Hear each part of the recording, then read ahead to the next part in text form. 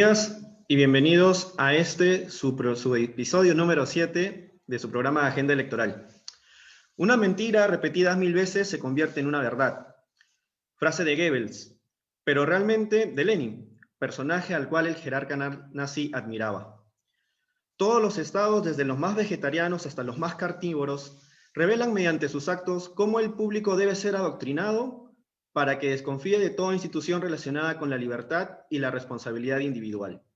Y de ahí el recelo sistemático que despiertan a las empresas, la propiedad privada o el comercio. Y de ahí también la que despierta la iniciativa individual, la enseñanza privada, la moral personal, las tradiciones, la religión, etc. El día de hoy tenemos el gusto de estar acompañados por amigos que vienen desde Cusco, Arequipa y Ica, que siempre Raúl en la conducción nos acompaña. Como pueden ver, estamos también apoyando a la iniciativa del evento más grande de América Latina, como es la LibertyCon, organizada por Es Libertad, la cual viene también siendo coorganizada por la Universidad Francisco Marroquín. Pueden ingresar a la página web de Es Libertad y ahí encontrarán un link para poder registrarse de manera gratuita. El evento se realiza el 3 y 4 de marzo de este año. A continuación, dejo en la palabra a mi buen amigo Raúl Bravo. Muy bien, muchas gracias, Saúl. En efecto, en esta mañana contamos ya con la presencia de dos grandes amigos de la casa, como son Arturo Solís y Carlos Dávila, con quienes vamos a conversar un tema que no solamente en el Perú, sino en América Latina en general, ha cobrado notoriedad. Pero bueno, vamos a centrarnos principalmente en el Perú, ¿verdad? Y precisamente el título de esta conversación lleva por nombre La interrogante. ¿Hacia dónde va el Perú? ¿Verdad? El peligroso camino de la intolerancia y el populismo, ¿verdad? Pareciera que el Perú en los últimos años ha perdido el camino del crecimiento económico, el desarrollo y el combate contra la pobreza, y más bien nos hemos centrado en otros temas que de una u otra manera han polarizado tremendamente a la sociedad civil sobre temas de un discurso que pretende reivindicar a ciertas minorías con una actitud un tanto intolerante, haciendo las veces de policía del pensamiento, que pretende censurar inquisitivamente a quienes piensan distinto, ¿verdad? Varios segmentos de la sociedad han adoptado esa actitud frente a quienes piensan distinto. Y el populismo, ¿verdad? Vemos que en los poderes del Estado y en los políticos en general existe un espíritu populista de querer quedar bien con los sectores, entre comillas, menos favorecidos por una supuesta injusta repartición de la riqueza en el mercado. Sobre estos temas vamos a conversar con Arturo y con Carlos. La dinámica del espacio ya lo sabemos, son preguntas, respuestas, opiniones, una conversación, ¿verdad? Para escuchar sus apreciaciones. Empezaremos con Arturo, ¿no? Y luego con Carlos, ¿no? En ese sentido, Arturo, ¿cuál es tu apreciación, cuál es tu lectura, cuál es tu interpretación de este escenario que se ha instalado en el Perú, una suerte de intolerancia y populismo que es aparentemente hacia donde está caminando actualmente el Perú? Arturo, te escuchamos. Hola Raúl, muchas gracias. Muchas gracias a Carlos, a Saúl, gracias por la invitación. Bueno, sí creo que estamos en un camino muy peligroso y sobre todo este camino está siendo pavimentado por el Congreso, yo creo principalmente, aunque Vizcarra también tuvo su cuota obviamente en todo esto, pero yo creo que el Congreso, sobre todo de la Comisión de Defensa del Consumidor, que se llama así, que está manejada por, por Luna, por el hijo de Pepe Luna. Yo creo que desde ahí se hizo lo de las AFPs, devolución de las AFPs, devolución de la ONP y otros temas que han causado un daño terrible a la institucionalidad del Perú, ¿no? Entonces, yo creo que de ese lado, desde el lado político, el Congreso ha sido ha sido terriblemente malo. Y también, ya viendo un poco desde las regiones, las municipalidades también han tenido un rol terrible. Cada alcalde de su municipalidad creía que tenía la potestad para cerrar las fronteras supuestamente de su municipalidad, poner patrulleros. Entonces, el populismo, si ya estaba metido dentro del Perú, creo que con la pandemia, con la cuarentena, con todo esto que está alargándose tanto, ha explotado totalmente. Entonces, si no, el próximo Congreso y el próximo gobierno no intenta un poco retomar el rumbo anterior, yo creo que estamos en un camino, una espiral a ser Argentina, a ser, bueno, no quiero decir Venezuela, pero o sea, justamente es el deterioro total de nuestras instituciones que es lo que está haciendo tanto daño. Muy bien, en efecto, ¿no? Vemos como otros países de la región latinoamericana ya están recorriendo este camino, ¿verdad? En Argentina hace unos meses se ha aprobado el aborto, incluso, ¿no? Bajo este discurso que pretende defender ciertas minorías. No vamos a entrar en detalles, aunque podemos hacerlo, ¿no? Dado que dentro del liberalismo hay quienes están a favor del aborto, hay quienes están en contra, es un tema un tanto controversial, incluso dentro de los mismos círculos liberales, ¿verdad? Pero, o sea, detrás, hay que decirlo, ¿no? De estos movimientos existe una suerte de discurso intolerante. Carlos, eh, vemos pues tú que también te hemos escuchado en otras ocasiones referirte a lo que son los antecedentes históricos del liberalismo, ¿verdad? Tú cómo ves este discurso intolerante y totalitario, populista, ¿no? Frente al liberalismo. ¿Qué puede hacer el liberalismo frente a este peligroso camino hacia donde aparentemente va el Perú, lleno de intolerancia y populismo? Raúl, muchísimas gracias por la pregunta. Antes de intentar responderla, quiero agradecerte a ti, agradecerte a Saúl también por la invitación. Yo estoy muy contento de poder participar en este espacio matinal de los días domingos. También es un gustazo poder encontrarme con mi gran amigo Arturo para poder tener algunas reflexiones sobre estos temas. Si apelamos un poquito a la historia y antes de responder la pregunta en particular, ¿qué es lo que puede hacer el liberalismo? Hay un detalle interesante, ¿no? No he encontrado, por ejemplo, no se encuentra cuando uno hace un análisis, por ejemplo, de historia económica, algún periodo en el cual el Perú haya crecido económicamente 20 años consecutivos. No se encuentra a lo largo de la historia del Perú un periodo durante aproximadamente 20 años, debido al crecimiento económico, se ha ido superando un poco este problema de la pobreza, el flagelo que aqueja a América Latina. Pero al parecer la clase política, al parecer también una gran parte de la ciudadanía no se acostumbra al crecimiento económico y al parecer lo que quiere hacer es seguir la senda habitual del Perú, que era una senda de inestabilidad política, sin crecimiento económico, con crisis, aumentando la pobreza. Así que yo creo que estos últimos 30 años han sido básicamente un accidente histórico. Y los peruanos, al parecer, no nos acostumbramos a vivir en un país o sea, que de verdad se está acercando hacia el desarrollo y que puede gozar de relativa estabilidad política. Yo creo que lo que los liberales podemos hacer es lo que ya hemos estado viniendo haciendo, ¿no? Poco a poco, desde nuestras trincheras, desde nuestros espacios, tratar de mover un poquito el clima de las ideas. En algunos casos con mayor éxito que en otros, con mayor impacto que en otros, pero yo creo que lo que hace el liberalismo es ese, ¿no? Esa terminaría siendo la función del liberalismo y también de los liberales que ahorita nos toca asumir la responsabilidad de ser quienes difundimos las ideas, de quienes las defendemos. Ahorita estamos en una suerte de divulgadores, ¿no? De papel de divulgadores. Además, yo creo que desde el liberalismo nosotros nos tendríamos que enfocar en algo, ¿no?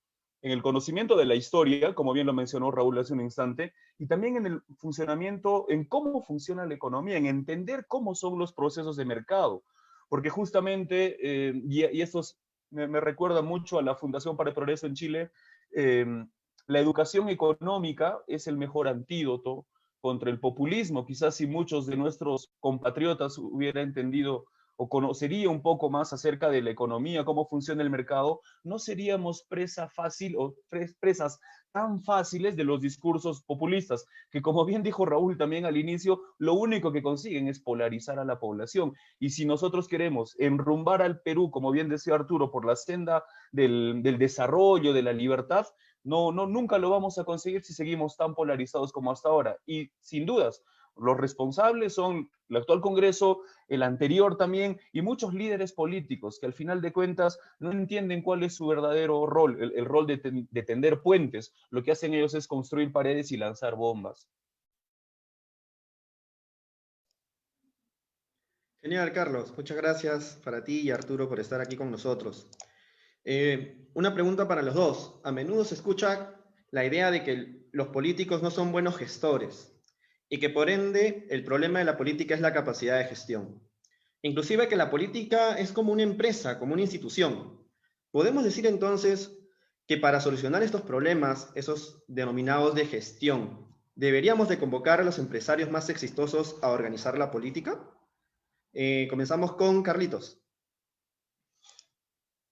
Saúl, muchísimas gracias por la pregunta. Yo creo que si bien es cierto, suena muy bonito y al parecer es lógico, pero acá hay un detalle, ¿no? Que el mismo entorno del sector privado es completamente distinto al entorno del sector público. O sea, te pongo un ejemplo nada más y luego seguramente va a continuar con la explicación y se va a explayar Arturo. El detalle es que, por ejemplo, en el mercado, en la gestión empresarial, en la gestión privada, lo que se trata de hacer es conseguir ganancias y evitar las pérdidas. O sea, tener más plata o evitar perder dinero, ¿no es cierto? En el sector público ya también el sistema de incentivos, el sistema de ganancias y pérdidas no está vinculado a asuntos monetarios, asuntos económicos o de mayor participación en el mercado, sino está única y exclusivamente en poder conseguir el poder, retenerlo lo más posible. Y entonces, si bien es cierto, como te decía, parece que sí podría funcionar conseguir el caso de un gerente exitoso como para que pueda ser ministro, para que pueda ser presidente, digamos, terminaría siendo quizás algo contraproducente, como te digo, porque los incentivos son distintos. Como decía Milton Friedman, ¿no? Las 4 formas de utilizar el dinero. Utilizar tu dinero en ti, tu dinero en otros, el dinero de otros en ti, el dinero de otros en otros. Entonces, cuando hablamos del Estado, de la gestión pública, nos estamos refiriendo justo a ese cuarto tipo de gastar el dinero, no gastar el dinero de otros en otros, y entonces la responsabilidad y los incentivos de hacer las cosas bien, bueno, van disminuyendo. Le dejo a Arturo para que continúe la explicación. Sí, claro. La gestión pública y la gestión privada son monstruos totalmente diferentes. Entonces, de repente puede haber uno o dos personas del sector privado, gerentes exitosos, que vayan al sector público y lo pueden hacer bien. De repente es posible. También tenemos que tener en cuenta que hay un nivel de capacidades que tienen las personas. Entonces, no porque eres bueno en algo vas a ser bueno en lo otro, ¿no? Entonces, de repente, como digo, se pueden pasar un par de personas del sector privado al sector público de manera exitosa, pero el aparato del sector público necesita un conocimiento especializado. Entonces, necesitamos, así a veces a los liberales no nos guste esto. O sea, si queremos que el Estado, si asumimos que el Estado sí debe ser una entidad, una organización que gobierne un país, que lidere de repente a una población, necesitamos un aparato que con gente de experiencia. Entonces, cualquier país avanzado, europeo, el mismo Estados Unidos, justamente tiene una burocracia especializada. De repente puede entrar una o dos personas del sector público y dar un giro, dar un cambio de dirección, pero siempre se necesita esa estructura, ¿no? Y lo más importante es justamente que las personas que tienen alguna vocación por el sector público, yo creo, se dedican a eso, ¿no? Hagan una trayectoria, hagan una carrera en una entidad pública. Y ahí, a partir de eso, puedan adquirir la experiencia para poder dirigirla. Si seguimos atacando al sector público, yo creo que con esta excusa, ¿no? De que no hay que hacer el Estado más eficiente, también que, o sea, a nivel filosófico lo entiendo, ¿no? Que atacar el Estado, que las mejores personas no deberían estar en el Estado, pero si dejamos el Estado a las peores personas, simplemente las cosas se van a deteriorar a un punto que los privados tampoco van a poder avanzar. Entonces yo creo que es necesario que la mejor gente y que tenga alguna intención, que tenga alguna voluntad de trabajar en el sector público, que trabaje en el sector público y darle las facilidades de repente para que pueda hacer una línea de carrera y pueda crearse una burocracia medianamente competente. Arturo, justo ahí en el último punto te voy a lanzar una pregunta chiquita. ¿Es más importante tener políticos con valores o que sean netamente lumbreras del intelecto? O sea, los valores son importantes, ¿no? Pero obviamente son importantes, pero lo que más en el sector público, y considero lo que más, lo que es más determinante es justamente los incentivos que se ponen. Entonces, una persona con todos los valores puede ser un santo si está rodeado de malas personas y los incentivos hacen a que esas personas contagien esas malas prácticas a esa persona, lo van a llevar por el mal camino. Entonces, los valores, cada uno se formará en su casa, cada uno en su propia familia formará un conjunto de valores, buenos o malos, medianos, pero lo importante son los incentivos. Y en el sector público, volviendo a la pregunta anterior también con el sector privado, en el sector privado lo que está prohibido por la ley es lo único que no puedes hacer. Todo lo demás, supuestamente, tú lo puedes hacer. Solo lo que está terminantemente prohibido, tú no lo haces. En el sector público es al revés. Tú solo puedes hacer lo que está permitido, escrito por ley, porque si actúas con discrecionalidad, saliéndote de esos términos, ya alertas a la Contraloría, a la OSI de tu propia institución. Entonces, ese es el problema, ¿no? El sector público y el sector privado. Muy bien, muchas gracias Arturo y Carlos. Han mencionado un aspecto muy importante, ¿no? La distinción entre el sector público y el sector privado, como muy bien lo han graficado, los incentivos son distintos, ¿verdad? Por cuanto evidentemente en el sector privado lo que mueve a los empresarios son los incentivos de lucrar, de ganar dinero, lo cual es totalmente legítimo, ¿verdad? En la medida de que no sean eficientes, simple y sencillamente el mercado las castiga, ¿no es cierto? Las expulsa. En el sector público los incentivos no son los mismos. Vemos cuando el Estado quiere hacer actividad empresarial. Ahora el Congreso ha dado una ley que autoriza la creación de una línea aérea. Hemos visto la desastrosa experiencia del Estado empresario, por cuanto quienes manejan las empresas estatales no tienen los incentivos de innovar, de mejorar, de reducir los costos, ¿no? Reducir los costos, el precio, volverse más competitivas, porque simple y sencillamente son salvados por el presupuesto público, es decir, con el dinero de todos los contribuyentes. Quiero hacerles una pregunta a ambos. Empezaríamos con Carlos primero y luego con Arturo. Sabemos que este año vamos a celebrar 200 años como República Independiente y estamos en el contexto de un proceso electoral en el que hay candidatos de todo, ¿no? De extrema derecha hasta extrema izquierda. Hay quienes hábilmente se han colocado en el centro o pretenden colocarse en el centro, dado que ahí pueden tener mejores expectativas electorales. En ese sentido, no les voy a preguntar evidentemente por quién van a votar, eso ya ustedes lo decidirán el día de las elecciones, o si es que ya lo tienen decidido, pero ¿cuál creen ustedes que pudiera ser el perfil de una buena propuesta, de un buen plan de gobierno que pueda reencauzar al Perú al camino del crecimiento, el desarrollo económico y el combate a la pobreza? Empezaríamos con Carlos y luego con Arturo. Ya, haz de cuenta que son candidatos ustedes, mejor dicho. Excelente, excelente, Raúl. Gracias por la pregunta. Yo creo que la mejor propuesta o el mejor paquete de propuestas o el perfil del candidato que consiga lo que acabas de mencionar, ¿no? Reencaminarnos por la senda del crecimiento y la superación de la pobreza, debería ser alguien que pueda lograr consensos pero que también al mismo tiempo se encargue de priorizar algunos asuntos. Ahorita tú mencionabas el tema de la aerolínea de bandera, ¿no? Pero el detalle es que nosotros ahorita en un país pobre, en vías de desarrollo, con todos los problemas que tenemos debido a la pandemia, no podemos estar dándonos esos lujos. Tampoco darnos los lujos como el ministro de Cultura de comprarse una computadora con 35.000 soles. Yo me imagino que el ministro debe ser gamer o algo parecido, pero igual que lo haga con su plata. Nosotros estamos en una situación en la que se necesita priorizar y que los recursos escasos, que siempre son escasos, incluso los que tiene el gobierno, se canalicen hacia fines importantes. Ahorita, por ejemplo, sabemos, por los indicadores que existen en el MEF, que el año pasado el Ministerio de Salud gastó el 47% de su presupuesto. O sea, no ha llegado ni siquiera a la mitad en una situación de pandemia. Esto nos muestra que las autoridades que están en el poder, muchas de ellas por accidente, como nuestro presidente, no están priorizando las cosas. Tienen ellos como prioridad su agenda política, pero no tienen como prioridad el bienestar de la población, la atención a los lugares, a los sectores más vulnerables, la construcción y el mejoramiento y mantenimiento de tantos centros de salud, de hospitales, ¿no? Y ya para qué hablar del punto de vista de la educación, fue terrible.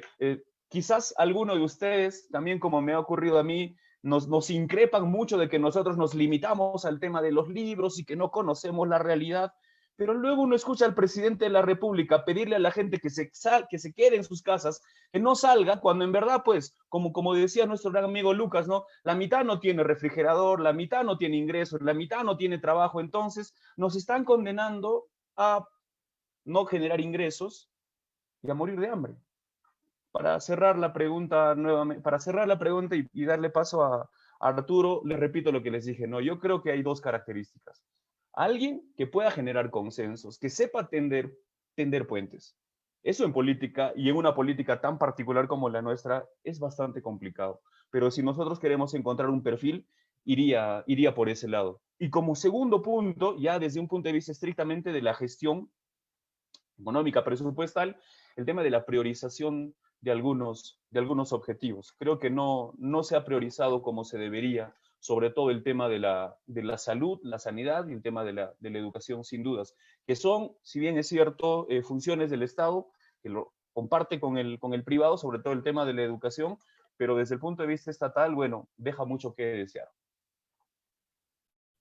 Sí, justamente secundando lo que dice Carlos, es vital que haya un presidente y en sí un partido, aunque no hay partidos, que genere consensos, ¿no? Porque ya vimos el desastre que fue el Congreso anterior, justamente por peleas tontas, por peleas infantiles, por peleas simplemente por el poder más inmediato, así el Perú se esté incendiando simplemente por tener la banda, por tener el sello, por tener eso encima.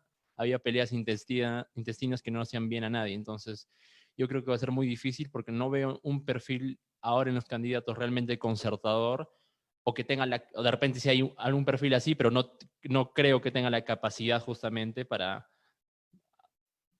alinear los intereses de los demás partidos.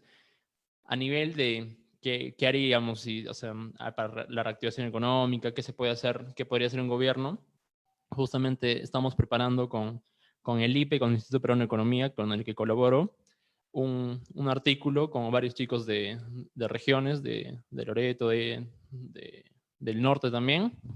Justamente hacemos una analogía de cómo sería en un artículo, de si así el presidente tenga las mejores ideas y tenga un equipo de trabajo, un pequeño equipo de trabajo muy bueno, para que esas ideas se trasladen hasta el pueblo más pequeño de Arequipa, de Condesubio, que es una provincia de Arequipa, por ejemplo. Ese filtro desde el poder ejecutivo hasta el gobierno regional, hasta el distrito provincial, hasta la misma municipalidad, es muy difícil. Entonces, así el presidente tenga una gran idea y un buen equipo para que todo ese proceso de política pública se traslade desde el poder ejecutivo hasta la provincia más pequeña, va a ser muy complicado. Entonces, no esperemos cambios rápidos, cambios totales, porque es muy difícil, como digo. Entonces, lo que me gustaría ver es un presidente que intente tener un partido más o menos alineado con algunas ideas claves, y que a partir de ese primero consolidando su propio partido en el Congreso, pueda intentar hacer alianzas con otros partidos que tienen algunas ideas afines y después recién plantearlas a la población y que las puedan aceptar. Pero primero tiene que haber un presidente que, algo que parecería obvio, ¿no? Que domine a su propio partido. Si no pasa eso, va a pasar lo mismo que sucedió con PPK y bueno, estamos encaminados al desastre, ¿no? Escuché de los dos la palabra consenso. Y yo creo que el consenso va a ser un poco difícil, y se lo preguntaba al doctor Gersi la semana pasada, porque tenemos un gran problema en el sistema electoral, ¿no? Nos vemos obligados a ir a una segunda vuelta que básicamente politiza al país, divide al país en dos. Y no solo eso, sino que la representación nacional que se encuentra en el Congreso está muy mal colocada. Por ejemplo, la elección anterior, la del 2016, pues vimos de que Fuerza Popular, con un puntaje entre el 20 y el 30%, copó 70 parlamentarios, casi más del 50% del Parlamento. ¿Cómo lograr consensos con esa situación? ¿Habría que hacer un cambio? ¿Qué podríamos proponer los liberales? ¿Dejar el sistema netamente presidencialista y pasar a un parlamentarista? ¿O en todo caso elegir a los congresistas en una segunda vuelta? ¿Cómo ustedes como jóvenes, qué alternativas nos pueden dar? Podría ser también que haya una renovación del Parlamento por tercios, como escuché una propuesta. A mí particularmente en ese punto, y permíteme centrarme solo en ese, estaría en el tema también de la bicameralidad. A mí particularmente me parece muy interesante esa idea de la bicameralidad. Sin embargo, también juega un papel importante la calidad de políticos que vayan a haber.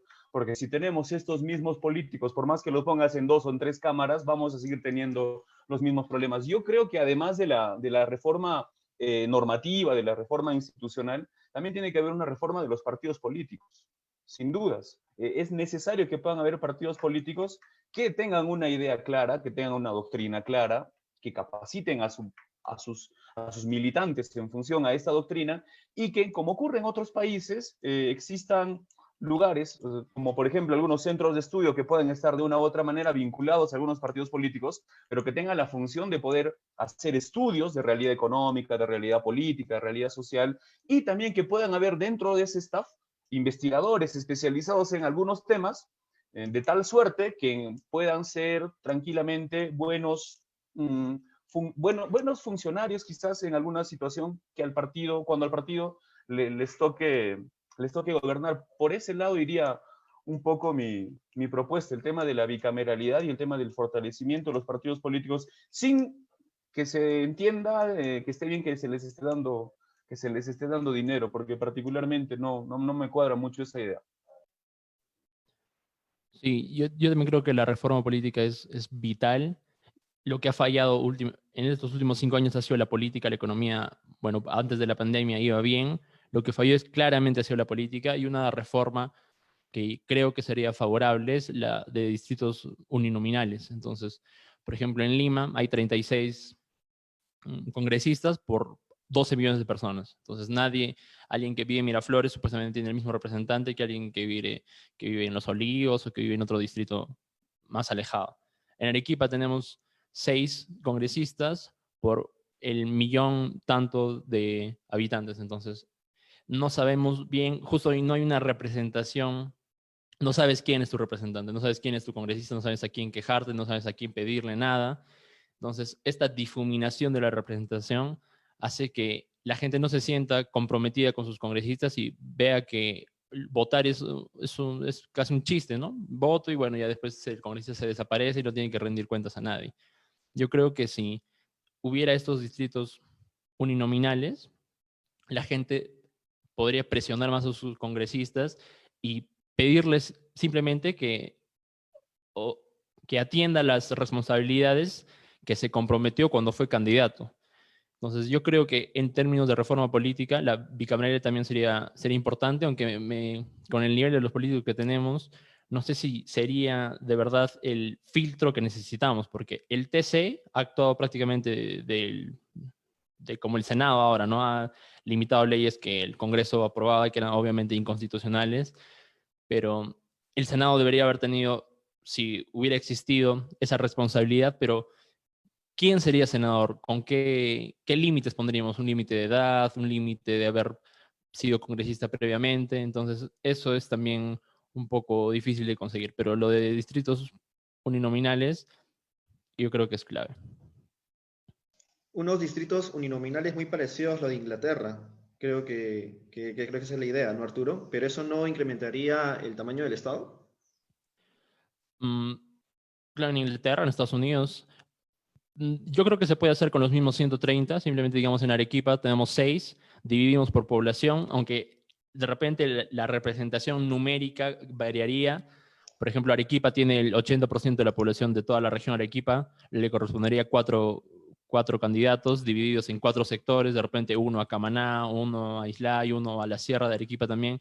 Entonces, no digo que va a ser fácil, de ninguna manera sería fácil, pero de repente también ahora que me pongo a pensar, se puede descentralizar incluso más la representación en cada región. Entonces, a la capital, que casi siempre tiene el 80-90% de la población de toda la región, de repente se le puede reducir el número de congresistas y redistribuirlo entre las provincias. Obviamente, esto también al principio puede generar efectos contrarios porque la capacidad y el nivel de los congresistas que tendrían las provincias de las regiones sería inferior justamente por el nivel de estudios, el nivel de capacidad, el nivel de experiencia, pero simplemente son pasos que se tienen que dar, son señales que de repente a corto plazo no van a dar resultados inmediatos, pero a largo plazo justamente hace que la población esté un poco más interesada y esté un poco más comprometida con sus congresistas. Como Sí, mencionaba también, Tocqueville perdóneme en que su interrumpa, libro. pero Sí, oye, sí. también hay algo interesante acá, el tema de la cantidad de asesores que tienen o la cantidad de presupuesto que está asignado para cada parlamentario. Y entonces uno escucha que tiene pues 4, 3 asesores, que tienen un buen sueldo, pero al final de cuentas parece que no tendrían asesores porque las propuestas, las ideas, los proyectos de ley que tienen los congresistas, muchos de ellos son como el tema de la tasa, de la fijación de topes de la tasa de interés, terminan siendo cuestiones antieconómicas. Y entonces, y yo les digo por conocimiento de causa, yo tengo varios registros de casos particulares en los que el congresista lo único que hace es contratar a alguien conocido como su asesor, que no tiene ningún conocimiento de gestión pública, de leyes, de economía, nada que ver, y el único compromiso es que le dé la mitad del sueldo al congresista. Y entonces, imagínate, el congresista está feliz con su sueldazo, luego tiene el 50% de los sueldos de sus demás asesores, e incluso muchos de ellos juegan en complicidad con su congresista. Y, por ejemplo, yo tenía el caso de una congresista del Cusco, que tenía congresistas, uno de ellos era mi colega, y que solamente iba una vez al mes a picar a Lima. Una vez al mes iba a Lima, estaba 3, 4 días ahí, se hacía ver, se sacaba un par de fotos, actualizaba la foto de perfil, actualizaba la foto del WhatsApp, cobraba el sueldo enterito, la mitad para él, la mitad para la congresista, y la congresista feliz de la vida, no hizo nada por el Cusco, se enriqueció y ahorita justamente ese staff de asesores son autoridades también en el Cusco, están muy metidos ahí en la prefectura, y lo que están haciendo es medidas antieconómicas, porque, por ejemplo, en plena pandemia, el año pasado, en el momento más fuerte que podría ser junio o julio, amenazaron a los farmacéuticos que iban a cerrar sus establecimientos si es que seguían cobrando cada vez más por los barbijos, el alcohol en gel y algunas medicinas. Cuando en verdad nosotros entendemos que si las medicinas, los barbijos, el alcohol en gel cuesta mal es por una suerte de mayor valoración de nuestra vida, por ende una mayor valoración de aquellos bienes que van a contribuir a poder cuidarnos y a poder evitar que nos contagiemos. Amenazaban con cerrar, amenazaban con expropiar alguno de los bienes, y en verdad pues esto es lo más antieconómico que puede existir, porque imagínense en una situación de pandemia, en una emergencia sanitaria, que tenemos cierta cantidad de boticas, cierta cantidad de farmacias y por ende cierta cantidad de mercaderías, cierta cantidad de medicamentos, hasta el alcohol, hasta los hisopos y el algodón. Si nosotros en esa situación cerramos farmacias, cerramos boticas con el argumento de que están cobrando mucho, lo único que estamos consiguiendo es que se reduzca la oferta de bienes útiles para que nosotros podamos cuidarnos. Entonces eso lo único que hubiera hecho es encarecer los precios, pero estos señores procedían de esta forma, así que es terrible. Parece que lo que se necesita es un cambio radical. Al parecer parece eso. Al parecer mucha gente también está pidiendo ese cambio, y es por eso que esta situación termina siendo un caldo de cultivo pues, para que emerja un líder autoritario y que patee el tablero. Y estamos muy acostumbrados a eso, ¿no? Por eso les decía en mi primera intervención que fue muy raro que haya 20 años de crecimiento económico y de una u otra manera 20 años de estabilidad política, ¿no? Para ya cederle la palabra a Raúl, todo lo que me han comentado me hace recordar el libro de Tocqueville, Libertad en América, donde centraba sus pilares en división de poderes, ¿no? Descentralización, algo que parece que se ha repetido en esta conversación, y también algo muy importante y que hemos dejado de lado, una sociedad civilmente activa, ¿no? El poder de fiscalizar a nuestras autoridades. Raúl, por favor.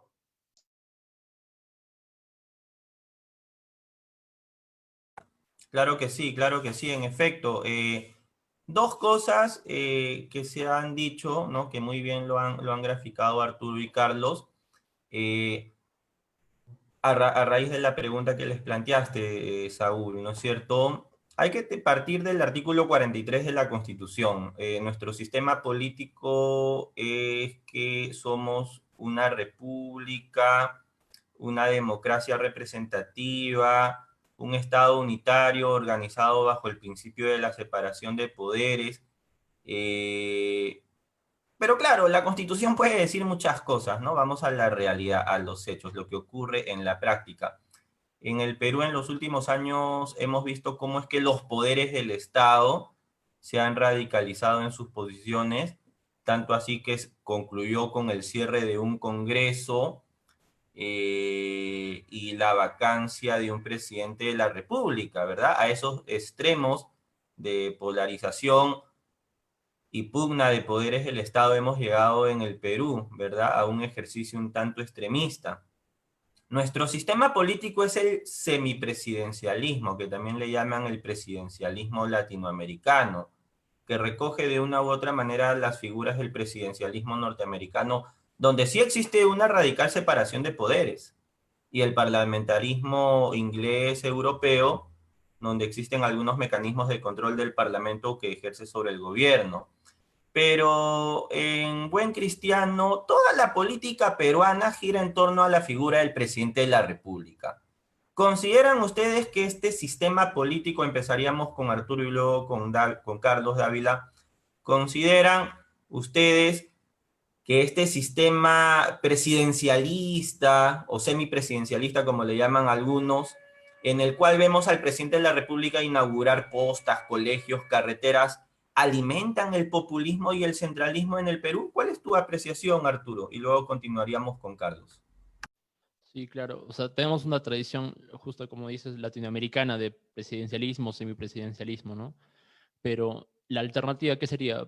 El parlamentarismo inglés, por ejemplo, o de tener un congreso y a partir de ahí, formando coaliciones, salga un primer ministro, ¿no? Pero yo creo que si aplicáramos eso a muy corto plazo, yo creo que teníamos un presidente ya no solo cada año como hemos tenido ahora, sino cada 3 meses. Porque un presidente simplemente al primer error, las coaliciones se dividen, se reagrupan entre otra figura y sale un nuevo primer ministro. Entonces yo creo que ese parlamentarismo a la inglesa, por ejemplo, yo creo que no se puede aplicar en Perú. O sea, de repente, si lo aplicamos ahora de acá a 50 años, o sea, daría el resultado, pero ese parlamentarismo, que también hay en España, sin partidos políticos medianamente sólidos, es imposible practicar. Y lo que dices de la figura del presidente y de repente el hecho de que inaugure colegios, que inaugure postas, que esté todo el rol en televisión, que tenga tanta presencia mediática, como que infla su ego y hace que pavimenta el camino a que aumente su autoritarismo o que pueda sea como que el caudillo que enfrente a todos y que acumule un poder desmesurado. Yo creo que es verdad y es real y justamente debe ser el deber del Congreso, pero con ideas, ¿no? No con ataques, no con pullas, no con golpes bajos, tratar de quitarle ese poder al presidente y limitar su poder y limitar su capacidad de hacerse ver como que él fuera el que hace todo y el que de él depende todo. Entonces, yo creo que justamente el balance al presidente es el Congreso, pero tiene que ser a través de ideas bien planteadas por congresistas bien instruidos y bien que sepan bien justamente de esta relación que hay entre el poder legislativo y ejecutivo, que puedan presionar al presidente para que no se extralimiten sus competencias. Hay algo interesante que justamente el sistema que tenemos conlleva a un rol protagónico del presidente, y eso hace que justamente el jefe de Estado, en este caso, tenga muchos incentivos, llamémosle incentivos perversos, para tratar de contentar a todos. Y bueno, al final de cuentas termina siendo imposible, ¿no? Que contentar a todos, pero en ese camino, lo que hace el presidente es ubicar enemigos en todos lados, como hacen los populistas. No encuentra un enemigo interno, si no encuentra un enemigo interno, encuentra un enemigo externo. Al final de cuentas, lo único que hace eso es polarizar cada vez más. Por otro lado, hay una suerte de se despilfarran nuestros recursos. Yo recuerdo muy bien con el tema de Vizcarra y los bonos. Hay mucha gente, incluso estudiantes universitarios, porque yo escucho a mis alumnos siempre, mencionar que fue Vizcarra el que les dio el bono, que fue él el que les dio el bono y que él era su presidente y había que cantarle Happy Birthday el día de su cumpleaños y salirle a aplaudir cada vez que él diga. Y entonces yo creo que también hay un gran desconocimiento por parte de la población de cómo funciona el aparato estatal. Y quizás mientras no haya una claro conocimiento acerca de cómo funciona el aparato público, y como decíamos hace un instante, ¿no? Las diferencias que puede existir entre la gestión pública y la gestión privada, mucho la realidad no va a cambiar, porque nosotros sabemos que el cambio es también no solo de arriba hacia abajo, o sea, al contrario, no es de arriba hacia abajo, sino es de abajo hacia arriba, y acá hay un tema, ¿no? Esto es progresivo, esto es lento, esto es marginal. Por eso recuerdo haberle leído hace un par de años al doctor Venegas Lynch, que decía pues que el liberal es paciente, porque entendemos que los cambios son pues marginales y van poco a poco.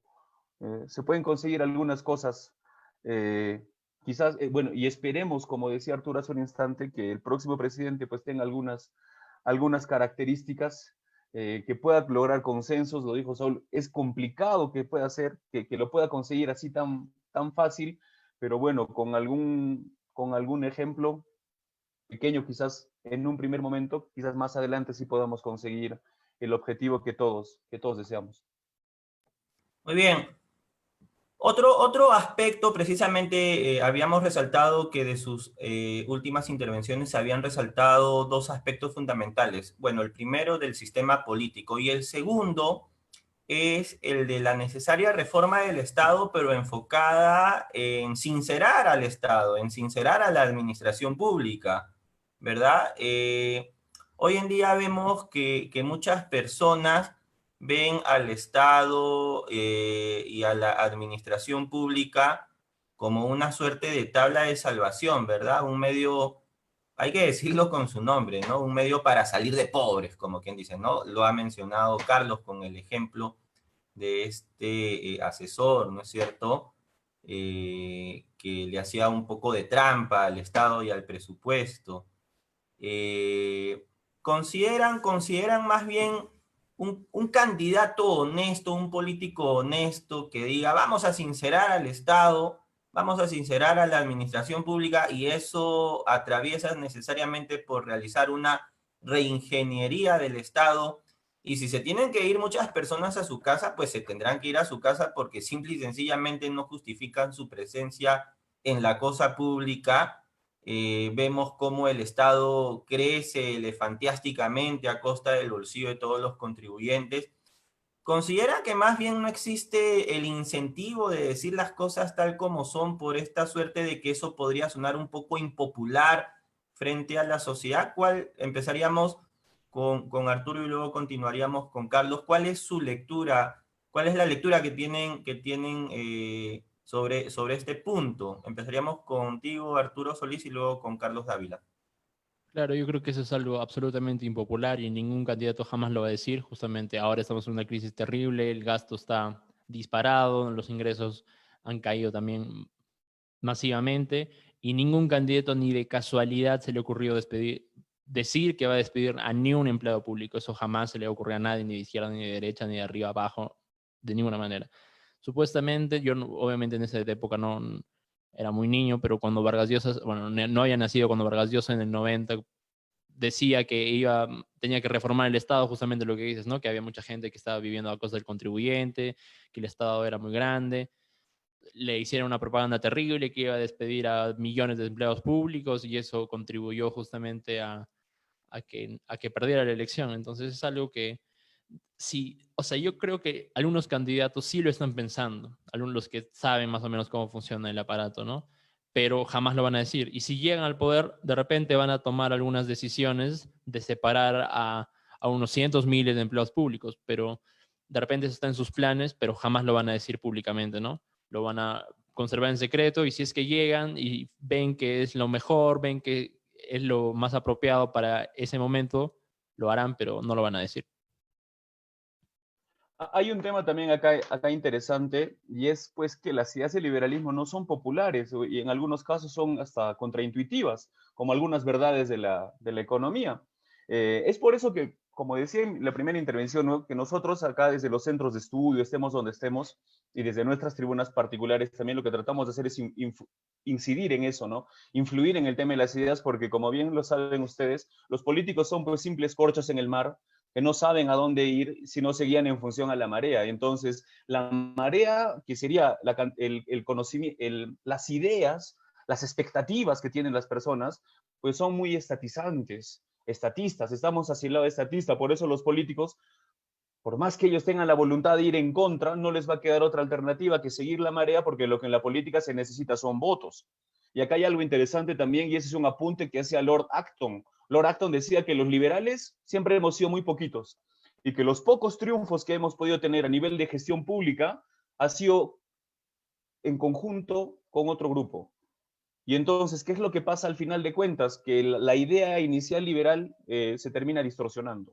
Se termina distorsionando. Y yo creo que quizás para conseguir lo que decía Raúl hace un instante, de que el gobierno se sincere y que pueda ser mucho más transparente, la alternativa de los liberales siempre es la limitación del poder, la atomización del poder. Sin embargo, en función, dentro de la gestión pública, podríamos mencionar dos conceptos. Permíteme mencionarte dos conceptos, estimado Raúl, y es el tema de gobierno abierto y gobierno electrónico. La idea de gobierno abierto es que puedan haber mecanismos por los cuales la ciudadanía pueda tener una mayor participación, no solamente a la hora de petitorios, ¿no es cierto?, de peticiones, sino también desde el punto de vista de la fiscalización a las autoridades, ¿no? Y el gobierno electrónico ayuda un poco a este tema del gobierno abierto porque incluye las tecnologías de información y comunicación como para que pueda existir realmente este gobierno abierto. Pero esto suena muy bonito y se ve muy bien en la diapositiva, se ve muy bien en las clases de gestión pública, pero el detalle es el siguiente, ¿no? No tenemos en el Perú la suficiente infraestructura como para que una suerte de modernización del Estado vaya a ser provechosa para todos los peruanos. Y si no, el ejemplo de este programa Aprendo en Casa, de que no hay muchos niños que tengan pues televisión, no hay muchos lugares donde llegue la televisión, porque no hay electricidad, entonces todavía es un largo camino. Por eso decía también hace un instante de que es importante que nosotros prioricemos. Y si queremos dar el gran paso a modernizar el Estado, a virtualizar los trámites, a que exista de verdad un gobierno abierto y un gobierno electrónico, bueno, tenemos que empezar a dar los primeros pasos, sobre todo desde el punto de vista de la infraestructura, porque ahí es donde nosotros tenemos muchísimas brechas, ¿no? La brecha de la cantidad de personas que tienen acceso, que tienen electricidad, que tienen acceso a Internet o que tienen Internet en su computadora, en el Perú es muy limitado. En el Perú es muy limitado. En toda la población no se llega al 40%, en todo el país no se llega al 40%. Entonces ahí ya tenemos una dificultad. Y como estabas mencionando también los cuatro, lo lamentable de esto es que ninguna de las autoridades en los últimos años y muchos de los candidatos que ahorita están en carrera no tienen las cosas claras y no están viendo no están analizando el panorama como lo estamos haciendo nosotros, sino por el contrario, ellos piensan que generando un ministerio de la igualdad se va a conseguir la igualdad, que generando un ministerio de desarrollo se va a generar el desarrollo, que un ministerio de la paz se va a eliminar la violencia, pero eso no es así. Muchas personas en el Perú se quejan de la corrupción. Nos quejamos de la corrupción, pero no nos damos cuenta, no reconocemos que la cantidad o la propensión a ser corrupto está en función a cuántos burócratas hay. O sea, mientras más burocracia exista, mientras más tramitología exista, la propensión a la corrupción también va a aumentar. Creo que nosotros debemos ser muy conscientes, en particular de estos dos conceptos, de gobierno abierto y gobierno electrónico como una visión a mediano y a largo plazo, porque querer implementarlo esto a corto plazo significaría que nosotros que estamos en las urbanizaciones sí podamos tener una aplicación en el celular para poder fiscalizar al gobierno, saber cómo va el avance de las obras, cuál es el perfil de las personas que se están contratando y todo eso.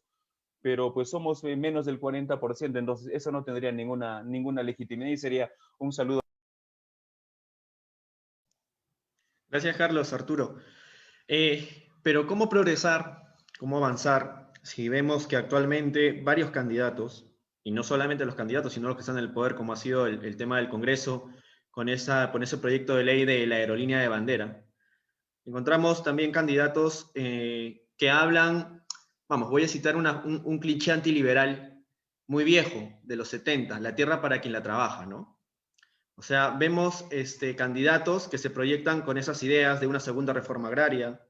Vemos que algunos candidatos también apuestos a estos que citan la segunda reforma agraria, que quieren controlar la tasa de interés, ¿no? Abiertamente derecha y de izquierda comienzan a ser un poco estatistas de su lado. Pero ¿qué podemos hacer, o mejor dicho, qué podemos esperar de esta elección que ya está a pocos meses de realizarse? Arturo, por favor. Bueno, por lo que dicen los candidatos, obviamente no hay motivo ninguno para ilusionarse o pensar que las cosas van a cambiar, pero yo creo que salvo uno o dos candidatos que sí están pensando activamente en destruir la economía, en hacer una segunda reforma agraria, en destruirnos, yo creo que los otros candidatos dicen lo que dicen porque no saben, ¿no? O simplemente, ni siquiera es un populismo porque, perdón, están seguros de que sus ideas van a conectar con la gente. Simplemente lo dicen porque, bueno, es popular y en ese momento les picó decirlo, ¿no? Pero yo creo que, perdón, un ratito que hable Carlos, por favor. Oye, sí, a ver, ¿qué esperamos acerca de las elecciones? Como bien estaba comentando Arturo, no hay no, yo particularmente comparto con él que no tengo muchas esperanzas, al contrario, hay cierto temor por justamente los políticos que tienen las propuestas que acabas de mencionar, ¿no? El tema del control de la tasa de interés, la segunda reforma agraria, la aerolínea de bandera. Como te decía a un inicio, ¿no? Yo creo que esos 20 años, 30, casi 30 años de crecimiento económico, relativa superación de pobreza, ha sido un accidente histórico.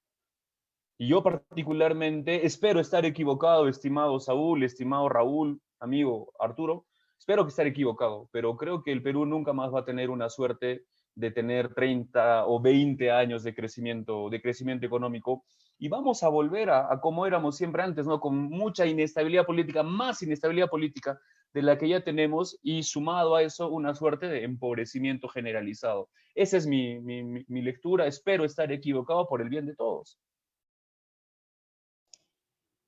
Gracias, Carlos. Arturo, ¿estás con nosotros? Sí, me atoré de estatismo. Como decía, los candidatos, yo creo que salvo un par que activamente quieren destruirnos, la mayoría están pensando simplemente decir cosas que de repente suenan con la gente, pero bueno, no tiene mucha razón tomarlos al pie de la letra, porque cuando lleguen al gobierno y se enteren y se sinceren las cifras, se sinceren los mecanismos del mismo Estado, van a cambiar su posición, ¿no? Con respecto a las tasas de interés, la aerolínea de bandera, todo eso. Entonces, yo creo que, claro, no hay ningún motivo para pensar que las cosas van a cambiar, pero yo creo que si por una elección más hacemos que la izquierda no gane, la izquierda, esa izquierda recalcitrante que quiere todas estas ideas de los 70, que quiere devolvernos al pasado, no sé si velasquismo, pero estas ideas que no tanto nos han hecho daño, si podemos apartar a esta izquierda nociva del poder por 5 años más, yo creo que hay aún esperanza para mirar a un futuro y decir, podemos cambiar todavía. Podemos volver a la senda del crecimiento. Y no es un crecimiento de que si sale un buen presidente vamos a repuntar como nunca o las instituciones van a mejorar de un día para el otro, ¿no? Es un proceso muy difícil. justamente esas instituciones políticas no hay una fórmula secreta para mejorarlas, todo tiene que ser cambio justamente marginal, como decía Carlos, el liberal tiene que ser paciente y que sus ideas un poquito, poco a poco vayan instalándose en la gente y los políticos puedan tomar estas ideas. No va a ser sencillo, no va a ser fácil, pero yo creo que para esas elecciones, si podemos alejar a esa izquierda recalcitrante, esa izquierda que antieconómica, por 5 años más del poder, yo creo que aún va a haber futuro. Una última repregunta para los dos. Bien, el de la entrevista de la semana pasada, justo el doctor Gersi decía algo muy importante, ¿no? Estamos dejando de que la derecha y la izquierda abren de cosas netamente los liberales, como es el libre mercado, la tolerancia y otras cosas más. ¿Cómo nosotros, desde liberales, jóvenes, podemos entrar en ese debate de las ideas, en esa batalla de ideas, perdón, ¿no? Y defender cosas tan importantes como es el libre mercado? Carlos. Yo creo que ya dimos un primer paso, y tú sabes que el primer paso es el más difícil, pero también es importante que nosotros nos vayamos consolidando. Poco a poco, en los lugares en los que estamos, hemos ido posicionándonos, les digo, poco a poco, el liberalismo todavía no es popular, y el reto ahí sería pues que nosotros veamos la forma de poder mejorar quizás nuestros discursos, mejorar nuestras propuestas. Me parece que en este momento en particular hay algunos candidatos al Congreso que quizás tienen mucha vinculación, mucha afinidad con nuestras ideas, quizás incluso piensan igual que nosotros, así que esa podría ser un momento como para que pueda existir lo que podríamos considerar como una bancada liberal, que me parece muy importante porque tiene que haber algún tipo de representación en el Congreso, que es donde se toman las principales decisiones. Pero como mencionábamos hace un instante, nunca una idea liberal, una política pública liberal o a favor o que pretenda ampliar las libertades individuales va a gozar de legitimidad mientras que no se haga el trabajo del cambio de las ideas. Eso es importante porque de nada nos serviría tampoco a nosotros que haya algún representante liberal y que, permítame el término, le obligue a la gente a ser libre. Yo estoy seguro que nosotros cuatro aquí no tenemos esa concepción del liberalismo como quizás lo podía tener Stuart Mill o Bentham en sus épocas, ¿no? Nosotros ya creemos más en el cambio lento, progresivo, marginal, y que las instituciones pues son consuetudinarias, no son fruto de la acción humana, no son fruto del designio humano, como decía Ferguson, sino es fruto de la acción humana, ¿no? Ahí. Sí, yo creo que el cambio hacia el liberalismo, si bien no es tan pronunciado, yo creo que ya se ha dado. Lo veo en las redes sociales muchísimo. Hace 3, 4 años no era de ninguna manera así. Alguna publicación, de repente en Facebook, en Twitter, todos los comentarios. O sea, yo sé que esto no es una gran muestra, pero creo que sí es una pequeña muestra de que ya se ha producido por lo menos un cambio en la orientación del pensamiento. Entonces, yo creo que las ideas de la libertad están empezando a agarrar en la gente, sobre todo en la gente más joven, y también veo en los futuros congresistas, sobre todo en Lima, que están empezando, de un par, están empezando a incidir en ese tipo de ideas, ¿no? De la libertad económica, de la libertad individual, de las instituciones, de la defensa de la democracia, de la defensa de la economía de mercado.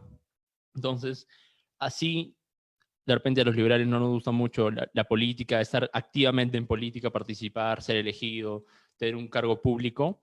Yo creo que desde la política también es un buen altavoz para dar a conocer estas ideas, ¿no? Entonces, 2 ejemplos desde de repente de un poco más de la izquierda y han sido muy exitosos justamente en promocionar estas ideas ha sido el caso de Íñigo Errejón en España, que cada intervención que tiene en el Congreso en la Cámara de los Diputados se vuelve viral, o también de Alexandra Ocasio-Cortez en Estados Unidos, también que cada cosa que dice, cada entrevista que da se vuelve viral, y no solo en su país, sino a nivel mundial. Obviamente estos son casos muy representativos y que tienen una gran acogida, pero yo creo que si hay políticos liberales, y yo creo que sí hay acá en Perú, se están postulando al Congreso un par, yo creo que si llegan al poder y empiezan a de repente no empujar estas ideas con tan fuerte, ¿no? O sea, todo, hay que privatizar todo, privatizar Machu Picchu, como algunos le escuché a Martín Portillo, o sea, tampoco a ese nivel, ¿no?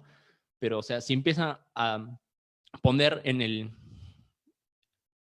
la opinión pública ideas de justamente la libertad, todas estas libertades que hemos estado hablando, yo creo que la gente va un poco a apreciarlas un poco más. Entonces yo creo que es importantísimo que estos políticos liberales que se están presentando ganen y que desde esa posición de poder y que les da automáticamente cámaras y les da la atención del público, puedan propiciar estas ideas.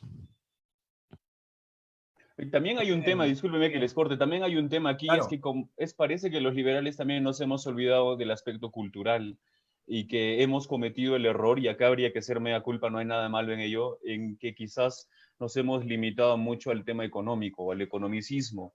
Y quizás nos pudo pasar lo de Chile, ¿no? Que Chile tuvo crecimiento económico, genial, estabilidad política, genial, pero no hubo un discurso que acompañe eso. Y como decía David Hume, los seres humanos somos más emocionales que racionales, solo utilizamos la razón para justificar nuestras pasiones, y entonces al parecer no solamente basta con que haya realmente un crecimiento económico, haya un poquito más de ingresos, hay un poquito más de comida en casa o una suerte de poder demandar algún tipo de bienes, un tipo de servicios, quizás irse de vacaciones como nunca antes. Parece que no hace falta eso, sino también hace falta que haya un acompañamiento de ese éxito material, llamémoslo así, desde el punto de vista del discurso.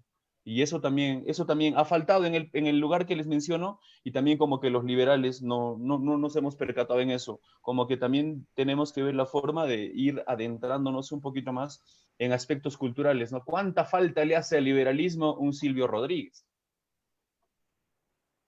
Ya, bueno, Carlos, ya nos estás haciendo propuestas radicales. Me parece que te estás influenciando por Antonio Gramsci, ¿no? Pero bueno, no, o sea, lo que has mencionado es muy cierto, ¿no? Se viene resaltando, ya con esto vamos concluyendo, vamos cerrando este interesante diálogo que hemos tenido en esta mañana con grandes amigos como Arturo Solís y Carlos Dávila, y con Saúl Gamero también. Se ha venido deslizando pues el punto de que al liberalismo en el Perú y en América Latina le falta dar batalla a esta batalla cultural, ¿verdad? Vemos cómo es que la izquierda socialista ha tenido un avance significativo en el ámbito cultural.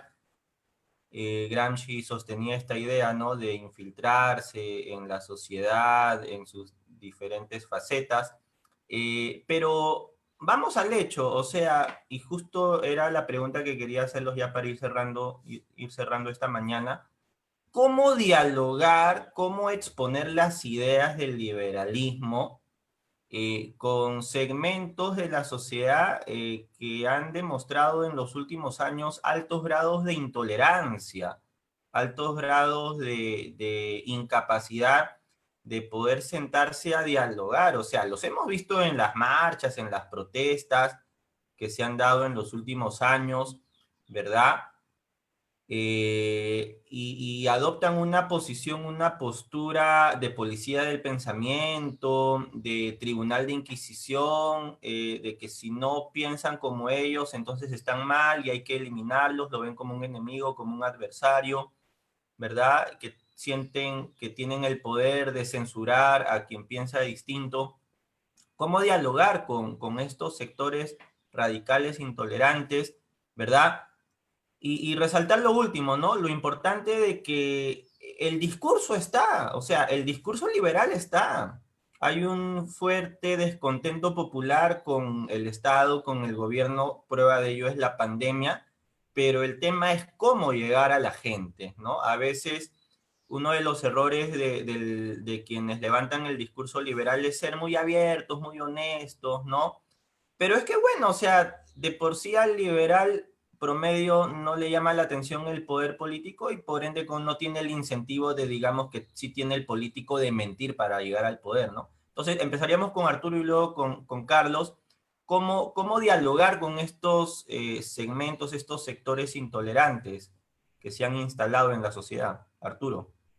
Sí, claro. Yo creo que en Perú no hay tanto de esos sectores intolerantes, de repente son un par de personas, pero yo creo que esto de censurar a la gente que piensa distinto, de repente en Estados Unidos, en Europa se da mucho más. Acá la verdad no lo veo tanto. De repente en un futuro se puede dar y eso es muy peligroso, pero yo creo que salvo un par de personas específicamente, no hay este movimiento a censurar a la gente, ¿no? Porque si, otra vez refiriéndonos a las redes sociales, que son una pequeña muestra, la gente habla lo que quiere y nadie dice que lo va a censurar o nadie tiene esa motivación de censurar a la gente que piensa distinto. Entonces, yo creo que en el Perú precisamente no hay eso.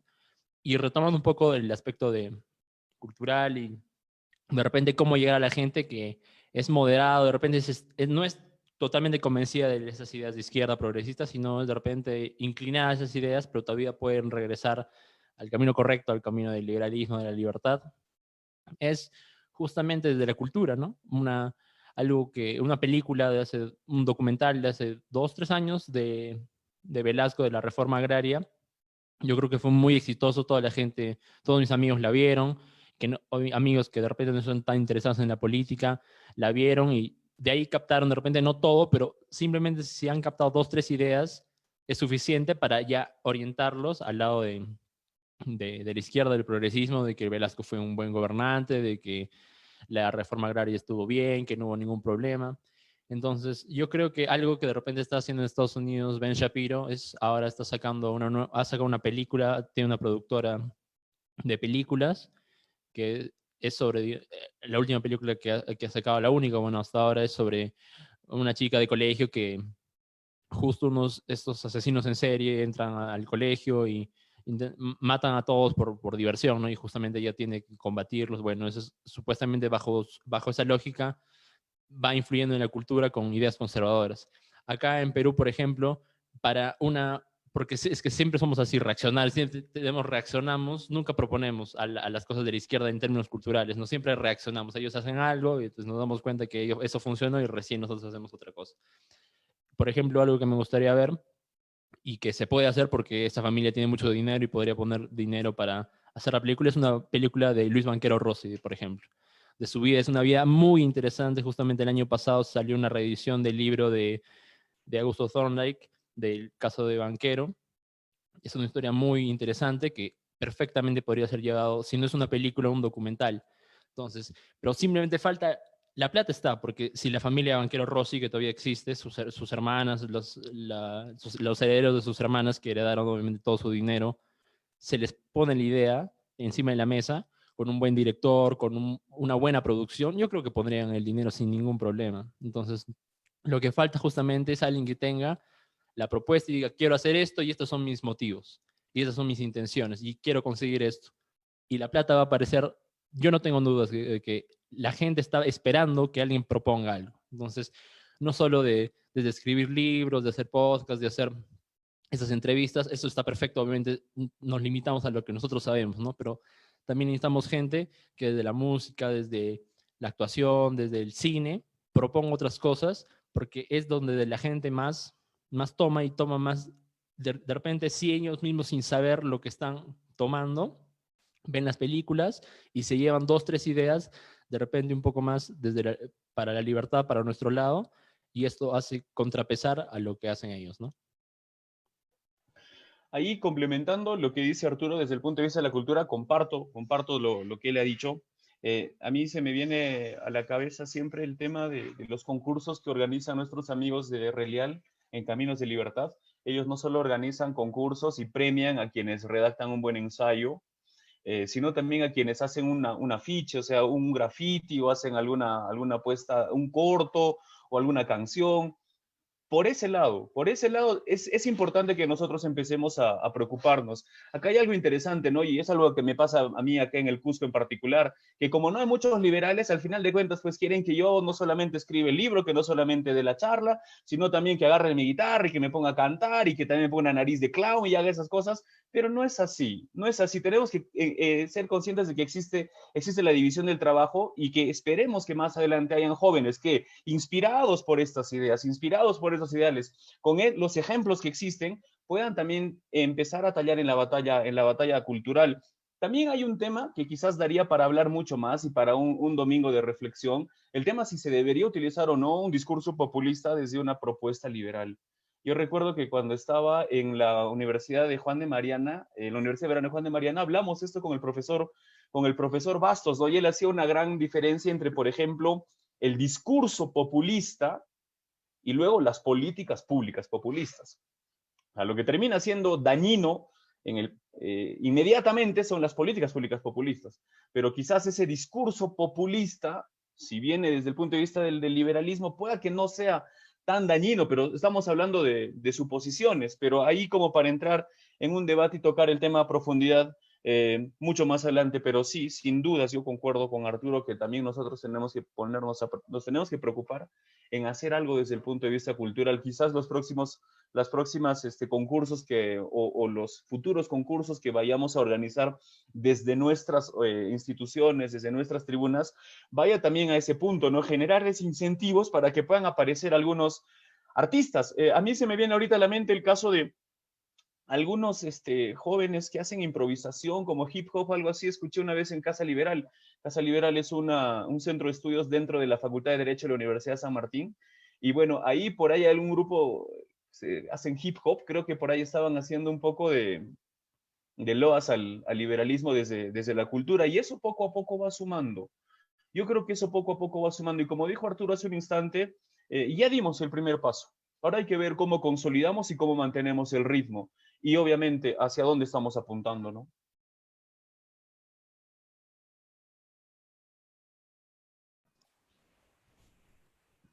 Muy bien, Saúl, vamos ya llegando al cierre de este programa de esta mañana. Sí, desde ya invitarlos, primero agradecer, mejor dicho, a nuestros invitados. El día de hoy amablemente nos han acompañado en este episodio 7.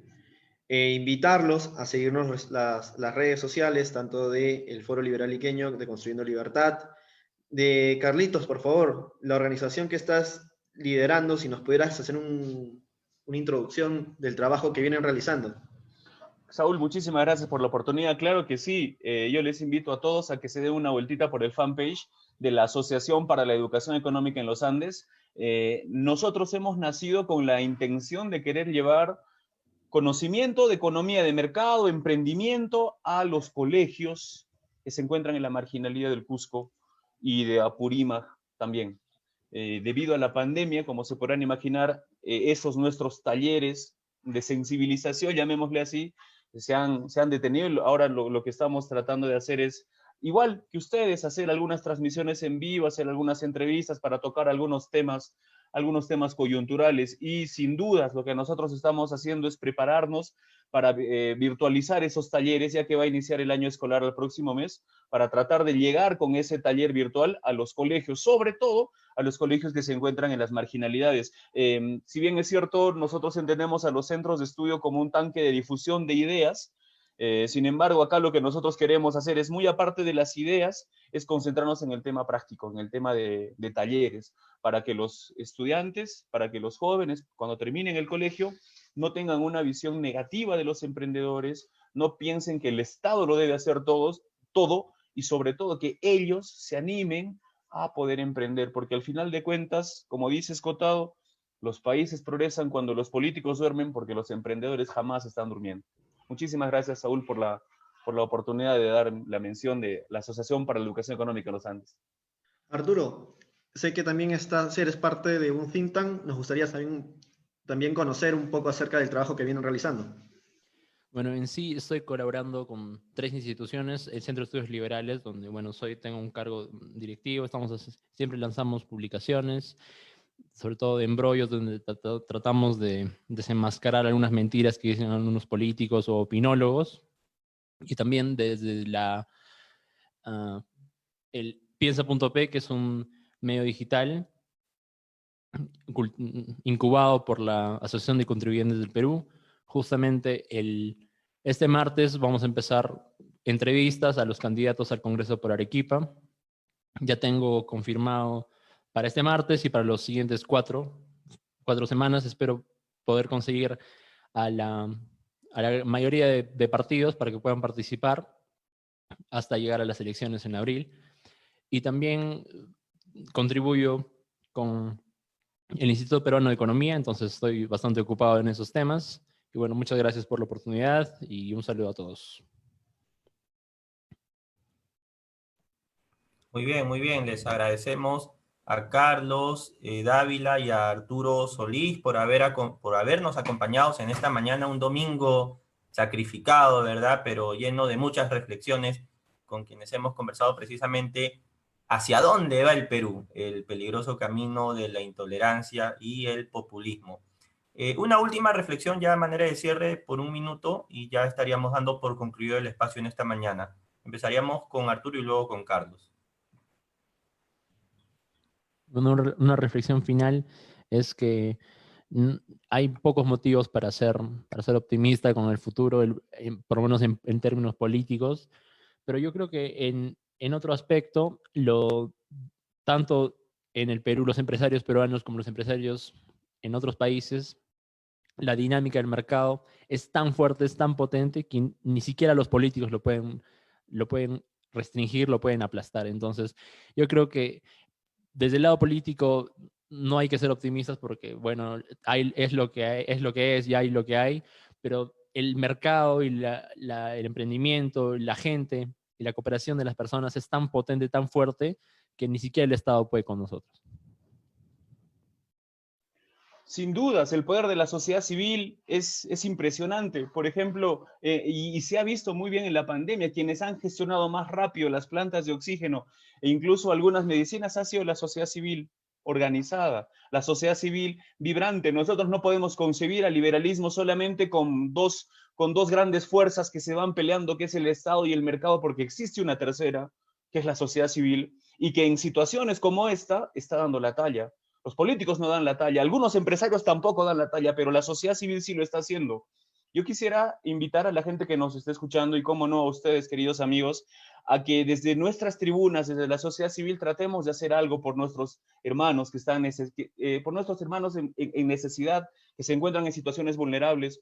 Lo que estamos haciendo acá en el Cusco a partir de mañana va a ser una campaña de microdonaciones y vamos a tratar de canalizarlas a un comedor popular. Microdonaciones de 5 soles con el reto de que tú te comprometas no solo a donar 5 soles, sino a persuadir y a convencer a 5 de tus amigos a que también donen 5 soles, y entonces así poco a poco nosotros vamos a poder ayudarles a ellos sin estar esperando la benevolencia de algún empresario o la eficiencia de la gestión pública para que se puedan canalizar los recursos públicos de manera eficiente y de manera eficaz. No vamos a esperar que eso ocurra, la sociedad civil está tomando cartas en el asunto y lo vamos a hacer, ya nos estamos organizando y esperamos lograr ese objetivo. Quizás es muy difícil ser optimista, como bien decía Arturo, siempre tan acertado él, sin embargo creo que nosotros también tenemos que ser conscientes de que no debemos perder nunca el entusiasmo por soñar con vivir en un lugar cada vez más libre, donde podamos ejercer no solo libertades políticas, sino también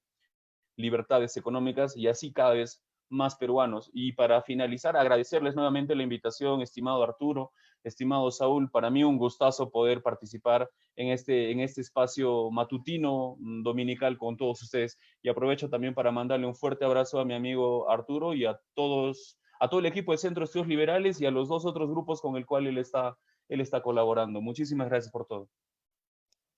Muchas gracias a ustedes, Arturo, Carlos, por su participación el día de hoy con nosotros. Muchas gracias, Raúl, por estar con nosotros aquí en la co-conducción. De nuevo, invitarlos a que se puedan inscribir al evento más grande de América Latina, como es la LibertyCon, que se realiza el día 3 y 4 de marzo. Y sin más, nos despedimos. Un gusto poder estar con ustedes. Síganos en nuestras redes sociales y hasta el siguiente domingo. Muchas gracias.